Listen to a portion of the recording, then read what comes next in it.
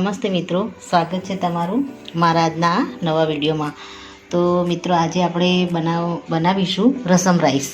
તો એના માટે મેં કાચા ચોખા લીધા છે અડધી વાટકી, અને એટલી જ મેં અહીંયા તેલવાળી તુવેરની દાળ લીધી છે। હવે આને આપણે બરાબર સાફ પાણીથી ધોઈ અને 1-2 કલાક માટે આપણે સારી રીતે પલાળીને મૂકી દઈશું। આપણા દાળ અને ચોખા એકદમ સરસ રીતે પલળી ગયા છે, અને આપણે આને વઘારની શરૂઆત કરવાની છે। તો સૌથી પહેલાં મેં મીડિયમ સાઇઝની નાની ડુંગળી લીધી છે 5 થી 6 નંગ, અને લીલું સમારેલું લસણ છે, ટામેટાં છે, અને બીજા આપણે મસાલા લઈશું। તો સૌપ્રથમ આપણે ગેસ ઉપર કુકર મૂકી દઈશું। સૌપ્રથમ આપણે આમાં રાઈ એડ કરીશું।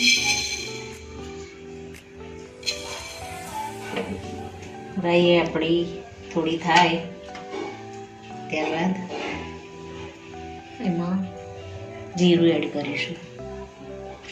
અહીંયા મેં 8 થી 10 નંગ મરી લીધા છે, આખા મરી, એને આમાં એડ કરીશું।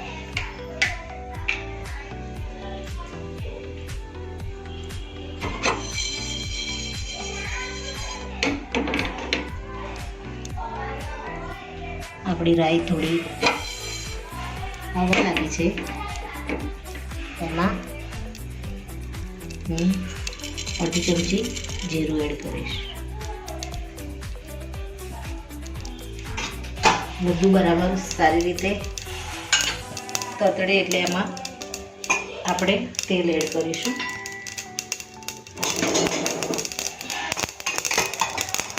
આપણી રાઈ અને જીરું તતડી ગયા છે, હવે એમાં આપણે તેલ એડ કરીશું।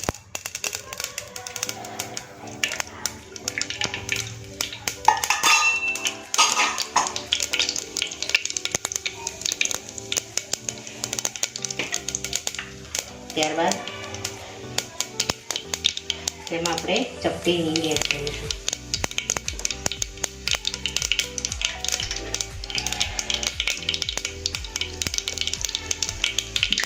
ત્યારબાદ સૂકા 2 મરચાં છે એને એડ કરીશું। લીમડાને નાખીશું।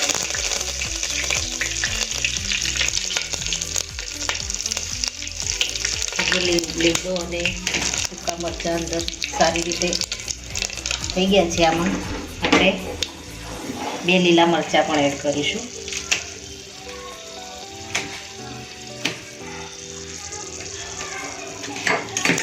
આને પણ આપણે કટ કરીને એડ કરી દઈશું।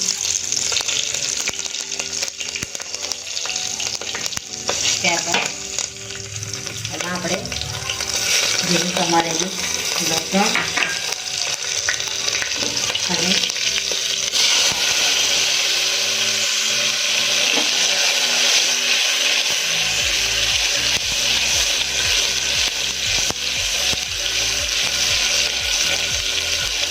ટામેટાં અંદર તેલમાં સારી રીતે મિક્સ થાય એટલે આપણે આમાં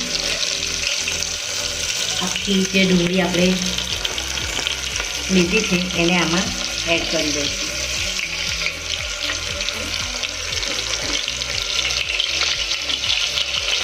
એને પણ સારી રીતે લઈ દઈશું।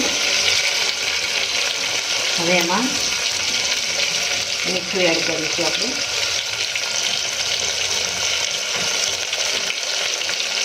અડધી ચમચી મીઠું એડ કરીશું। ત્યારબાદ એમાં આપણે હળદર એડ કરીશું, અડધી ચમચી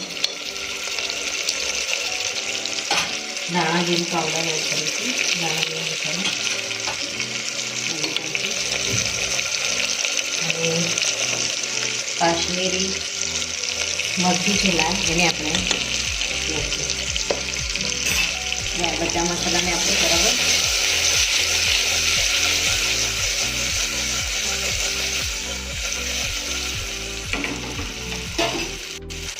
હળમાં મેં કોકમના 2 ફૂલને પલાળીને રાખ્યા છે ખટાશ માટે, એને આનામાં એડ કરી દઈશું.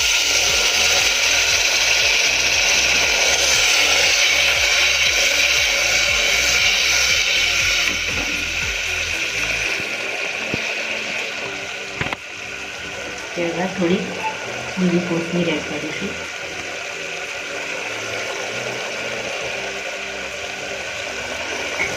હવે આમાં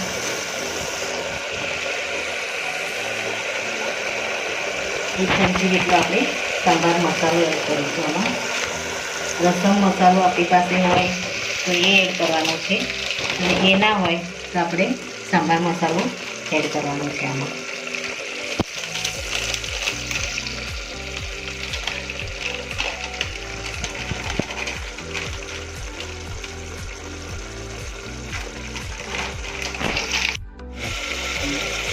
હવે આમાં આપણે 1 ચમચી જેટલો સાંભાર મસાલો એડ કરીશું. આપણે આમાં સાંભાર મસાલાનો આગળ પડતો ઉપયોગ કરીશું.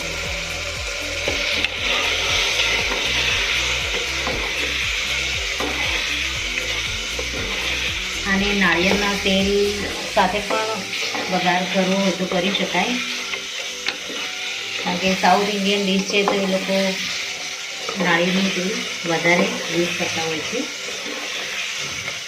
આમ તો આ ઢીલી ખીચડી જેવું જ લાગે છે, પણ આને વઘારવાની અને આનો ટેસ્ટ એકદમ સાવ અલગ જ આવે છે.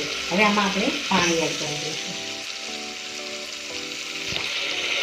આપણે જેટલા ચોખા અને દાળ લીધા છે એનાથી આપણે 4 ગણું આમાં પાણી એડ કરવાનું છે.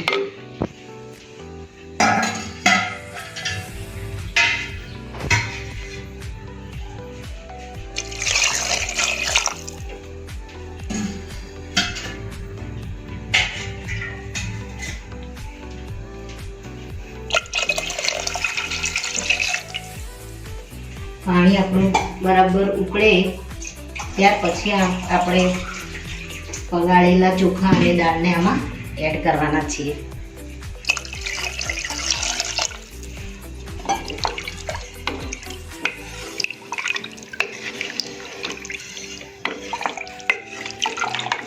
આને આપણે બરાબર ઉકળવા દઈશું.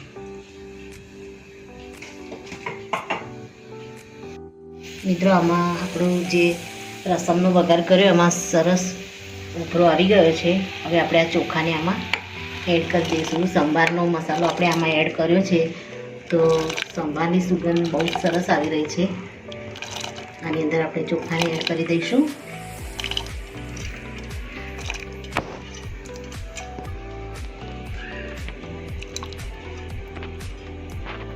હવે આને 3 થી 4 સીટી આવવા દઈ અને આપણે એને બરાબર કૂક થવા દઈશું.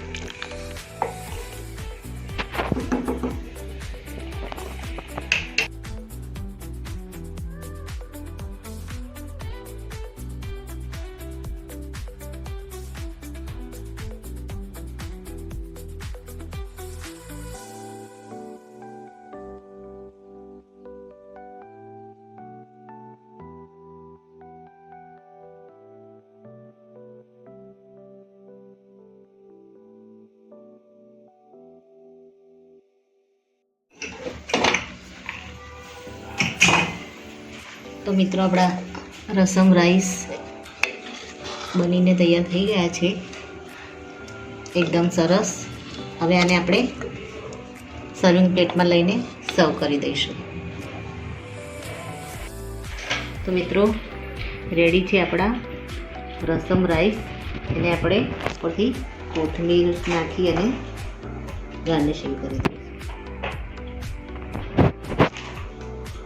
મિત્રો મેં આને પાપડ અને અચાર સાથે સર્વ કર્યા છે.